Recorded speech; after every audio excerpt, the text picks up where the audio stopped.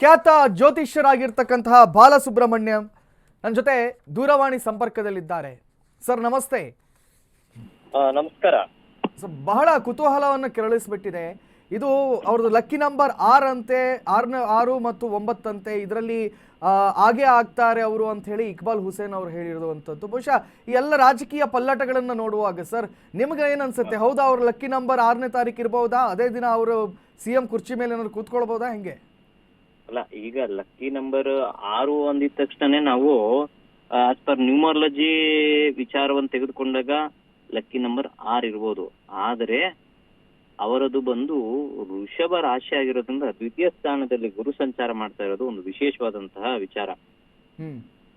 ಆ ಕಾರಣದಿಂದ ಏನಾಗುತ್ತೆ ಅಂದ್ರೆ ಇಲ್ಲಿ ನಾವು ಜ್ಯೋತಿಷ್ಯ ಶಾಸ್ತ್ರ ಹಾಗೂ ನ್ಯೂಮರಾಲಜಿ ಸಂಖ್ಯಾಶಾಸ್ತ್ರವನ್ನು ಎರಡೂ ಮರ್ಜ್ ಮಾಡಿ ನೋಡಿದಾಗ ಎಲ್ಲೋ ತುಂಬಾ ಹತ್ತಿರದಲ್ಲಿದ್ದಾರೆ ಅನ್ನೋದನ್ನ ಮಾತ್ರ ತೋರಿಸ್ತಾ ಇದೆ. ತುಂಬಾ ಹತ್ತಿರದಲ್ಲಿ ಅವರ ಒಂದು ಸೀಟ್ ಇದೆ ಅನ್ನೋದ್ ತರ ಕಾಣಿಸ್ತಾ ಇದೆ. ಆದ್ರೆ ಕಂಪ್ಲೀಟ್ ಆಗಿಲ್ಲ, ಎಲ್ಲೋ ಮಂಜು ಮುಸುಕಿದಂತ ಇದೆ ಅಂತ ಕಾಣಿಸ್ತಾ ಇದೆ. ಆ ರೀತಿ. ಆದ್ರೆ ಅವರ ಜನ್ಮ ಜಾತಕದ ರೀತಿಯಲ್ಲಿ ನೋಡಿದಾಗ ಅದೇ ಗುರು ಭಗವಾನರು ನೀಚ ಕ್ಷೇತ್ರದಲ್ಲಿ ಸ್ಥಿತರಾಗಿದ್ದಾರೆ. ಅದೇ ಲಗ್ನಾಧಿಪತಿಯಾದಂತಹ ಕುಜನು ಸಹ ನೀಚ ಕ್ಷೇತ್ರದಲ್ಲಿ ಸ್ಥಿತರಾಗಿದ್ದಾರೆ. ಈ ವಿಚಾರವನ್ನ ನಾವು ಜ್ಯೋತಿಷ್ಯ ಶಾಸ್ತ್ರದಲ್ಲಿ ತುಲನೆ ಮಾಡಿ ನೋಡಿದಾಗ ಒಬ್ಬರೊಬ್ಬರು ಏನ್ ಹೇಳ್ತದೆ ಅಂದ್ರೆ ನೀಚನನ್ನು ನೋಡಿದಾಗ ಅದು ಉಚ್ಚವಾಗುತ್ತದೆ ಅಂತ ಹೇಳ್ತದೆ. Minus into minus is equal to plus ಅಂತಾರಲ್ಲ, ಆ ರೀತಿ ಆಗುವಂತ ಸಾಧ್ಯತೆಗಳು ಸಹ ಉಂಟು. ಯಾವಾಗ ಬೇಕಾದ್ರೂ ಏನ್ ಬೇಕಾದ್ರೂ ಟ್ವಿಸ್ಟ್ ಆಗುವಂತ ಸಾಧ್ಯತೆಗಳು ಸಹ ಉಂಟು. ಸರ್ ಹಂಗೆ ಸಿದ್ದರಾಮಯ್ಯಂದ ಏನಾದ್ರು ನೋಡಿದೀರಾ ಭವಿಷ್ಯ ಹೆಂಗಿದೆ ಅಂತ? ಇಲ್ಲ, ಹೌದು, ನಾನು ಖಂಡಿತವಾಗ್ಲೂ ಪರಿಶೀಲನೆ ಮಾಡಿಲ್ಲ.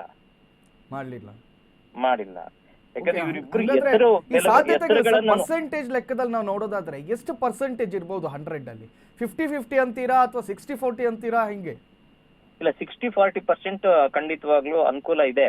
ಆದರೆ ಏನಾಗಿದೆ ಅಂದ್ರೆ ಹಿತಶತ್ರುಗಳಿಂದ ಸಮಸ್ಯೆಗಳು ಹೆಚ್ಚಾಗುವಂತ ಸಾಧ್ಯತೆಗಳು ಸಹ ಉಂಟು.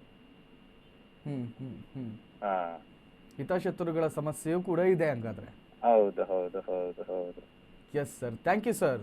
ತುಂಬಾ ಚೆನ್ನಾಗಿ ಮಾತಾಡಿದ್ರಿ, ಹೇಳಿದ್ರಿ, ಎಕ್ಸ್ಪ್ಲೇನ್ ಮಾಡಿದ್ರಿ. ಧನ್ಯವಾದಗಳು. ಸೊ ಬಾಲಸುಬ್ರಹ್ಮಣ್ಯಂ ಖ್ಯಾತ ಜ್ಯೋತಿಷ್ಯರು ಮಾತಾಡ್ತಾ ಹೇಳಿದ್ರು, ನಾನು ನೋಡ್ದಂಗೆ ಗುರು 2ನೇ ಸ್ಥಾನ ಆಗಿರೋ ಕಾರಣದಿಂದಾಗಿ ಬಹಳ ಹತ್ತಿರದಲ್ಲಿದ್ದಾರೆ. ಆದರೆ ಅದ್ರ ಜೊತೆಯಲ್ಲಿಯೇ ನೀಚನು ಕೂಡ ಸಂಚರಿಸ್ತಾ ಇರೋದ್ರಿಂದಾಗಿ ತೊಂದರೆಗಳು ಬರೋ ಚಾನ್ಸಸ್ಸು ಇದೆ ಅಕ್ಕಪಕ್ಕದಲ್ಲೇ ಅಂತ ಹೇಳಿ. ಸೊ ಟೋಟಲ್ ಆಗಿ ಏನಾಗಬಹುದು? ಬಹಳ ಕುತೂಹಲ ಕೆರಳಿಸಿದೆ ನೋಡಿ. ಇಡೀ ರಾಜ್ಯನೇ ಕಾಯ್ತಾ ಕೂತ್ಕೊಂಡಿದೆ ಇಲ್ಲಿ. ಜ್ಯೋತಿಷಿಗಳಿಂದ ಹಿಡಿದು ಸಂಖ್ಯಾಶಾಸ್ತ್ರಜ್ಞರಿಂದ ಹಿಡಿದು ಅಥವಾ ರಾಜಕಾರಣಿಗಳು, ಬೇರೆ ಬೇರೆ ವಿರೋಧ ಪಕ್ಷದವರು ಎಲ್ಲರೂ ಕೂಡ ಕಾಯ್ತಾ ಇದ್ದಾರೆ. ನಿಜವಾಗ್ಲೂ ಕುರ್ಚಿ ಬಿಟ್ಕೊಡ್ತಾರ? ಯಾಕಂತ ಹೇಳಿದ್ರೆ ಸಿದ್ದರಾಮಯ್ಯನವರ ರಾಜಕೀಯ ಜೀವನವನ್ನು ಒಮ್ಮೆ ಅವಲೋಕಿಸಿ ನೋಡಿದರೆ ಸಿದ್ದರಾಮಯ್ಯರಷ್ಟು ಹಠಮಾರಿ ಬೇರೆ ಇನ್ನೊಬ್ಬರಿಲ್ಲ.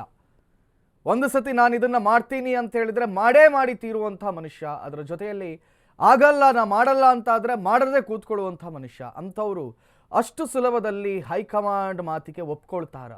ಇದನ್ನು ನಾವು ಯೋಚನೆ ಮಾಡಬೇಕಾಗತ್ತೆ. ಓಕೆ, ಇವ್ರ ಹತ್ರ ಏನೋ ಇರ್ಬೋದು, 100 ಜನ ಇರ್ಬೋದು, 150 ಜನ ಇರ್ಬೋದು.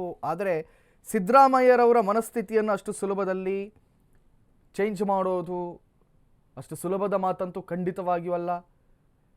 ಇನ್ ಕೇಸ್ ಅವರು ರೆಬಲ್ ಆಗ್ತೀನಿ, ಇಲ್ಲ ರೀ ನಾನು ಹೊರಗೆ ಹೋಗ್ತೀನಿ, ನಾನು ಅಹಿಂದವನ್ನ ಸಿದ್ಧಾಂತಗಳನ್ನು ಇಟ್ಕೊಂಡು ನಾನು ಇನ್ನೊಂದು ಪಕ್ಷ ಕಟ್ತೀನಿ ಅಂತ ಹೇಳಿದ್ರೆ ಹೈಕಮಾಂಡ್ ಆಗ ಬಗ್ಲೇಬೇಕಾಗುತ್ತೆ.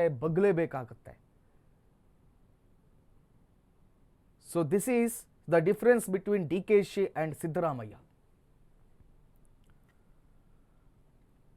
ಈ ಹಿಂದೆ ಕೆಲವು ಭಾಗ್ಯಗಳನ್ನು ಸ್ಟಾರ್ಟ್ ಮಾಡಿದ್ರು, ಅನ್ನಭಾಗ್ಯ, ಆ ಭಾಗ್ಯ, ಈ ಭಾಗ್ಯ ಅಂತ. ಈ ಬಾರಿ ಗ್ಯಾರಂಟಿಗೆ ಬಂದರು. 5 ಗ್ಯಾರಂಟಿಗಳು. 5 ಗ್ಯಾರಂಟಿಗಳು ಒಳಗಿನ ಮಾಹಿತಿಯ ಪ್ರಕಾರ ಸಿದ್ದರಾಮಯ್ಯರವರೇ ಹೇಳಿದ್ರಂತೆ, ಇಲ್ಲ ನನಗೆ 5 ಗ್ಯಾರಂಟಿಗಳ ಅವಶ್ಯಕತೆ ಇಲ್ಲ, 2 ಗ್ಯಾರಂಟಿ ಮಾತ್ರ ಸಾಕು ಅಂತ ಹೇಳಿ. DKಶಿಯ ಹಠ ಹಿಡಿದು 5 ಗ್ಯಾರಂಟಿಗಳಿಗೆ ಒಪ್ಪಿಸಿದ್ರು ಅನ್ನುವಂಥ ಮಾತು.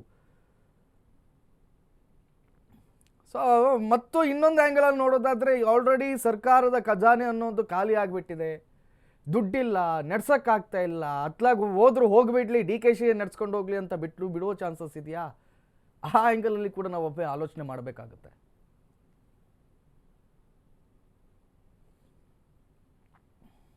ಟೋಟಲ್ ಆಗಿ ಸಂಕ್ರಾಂತಿಯ ಒಳಗಡೆ ಕ್ರಾಂತಿ ಆಗೋದಂತೂ ಪಕ್ಕಾ ಅಂತಾಯ್ತು.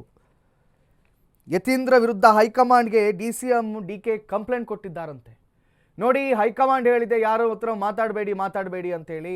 ಆದರೂ ಕೂಡ ಯತೀಂದ್ರ ಸಿದ್ದರಾಮಯ್ಯರವರ CM ಅವರ ಮಗ ಅನ್ನುವ ಧೈರ್ಯದಲ್ಲೋ ಏನೋ ಹಿಂಗೆಲ್ಲ ಹೇಳಿಕೆ ಕೊಟ್ಟಿದ್ದಾರೆ ಅಂತ ಹೇಳಿ ಯತೀಂದ್ರ ವಿರುದ್ಧವಾಗಿ ಕಂಪ್ಲೇಂಟ್ ಕೊಟ್ಟಿದ್ದಾರಂತೆ.